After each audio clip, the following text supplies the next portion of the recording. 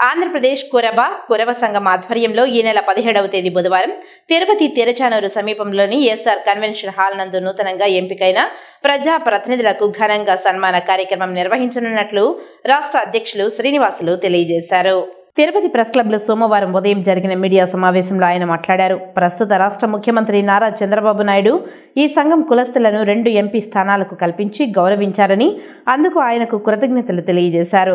ఈ కార్యక్రమానికి అతిరథ మహారథులు విచ్చేయనున్నారని, తిరుపతిలోని కురవ కులస్తులు అధిక సంఖ్యలో పాల్గొని జయప్రదం చేయాలని ఆయన కోరారు. ఈ విలేకరుల సమావేశంలో సంఘం సభ్యులు పాల్గొన్నారు. బీసీ కులాల్లో ఎక్కడ పోయినా కుప్పం నుంచి కర్నూలు వరకు ఏ పల్లి చూసినా కురవ కులానికి ప్రాముఖ్యత ఉండాలి. అదేవిధంగా గతంలో జగన్మోహన్ రెడ్డి గారు 2 ఎమ్మెల్యేలు 1 ఎంపీ ఇస్తే 35 సంవత్సరాల తర్వాత తన క్యాబినెట్లో మంత్రి పదవి తీసుకున్నారు. అదేవిధంగా చంద్రబాబు నాయుడు గారు 2024 ఎన్నికల్లో 2 ఎంపీలు అనంతపురం 1, కర్నూలు 1 అవకాశం కల్పించినారు. అదేవిధంగా శాసనసభ్యులుగా పెనుగొండ ఎమ్మెల్యే సవిత గారికి అవకాశం ఇచ్చినారు.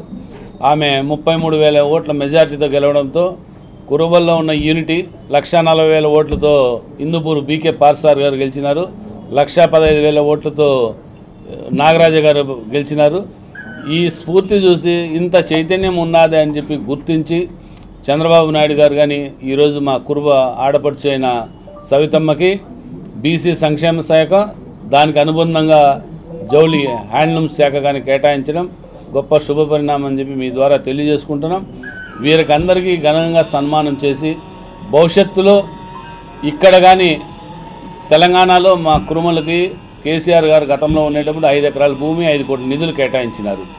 ఈరోజు మాకు ఇంతమంది రాజ్యసభ సభ్యులు కానీ పార్లమెంటు సభ్యులు కానీ మాకున్నారు కాబట్టి చంద్రబాబు నాయుడు గారిని త్వరలోనే మంత్రి గారు మా ఎంపీల సమక్షంలో కలుసుకొని ఈ తిరుపతి సరౌండింగ్లో ఇట్లా కాళహస్తి నియోజకవర్గం కానీ ఇట్లా చంద్రగిరి నియోజకవర్గంలో కానీ ల్యాండ్ కేటాయించాలని చెప్పి మేము కోరుకుంటున్నాం. మాకు రాజధానిలో మాకు అవసరం లేదు, మాకు ఎక్కడ కానీ ఈ పిలిగ్రిమ్ సెంటర్లో కావాలని చెప్పి మీ ద్వారా తెలియజేసుకుంటూ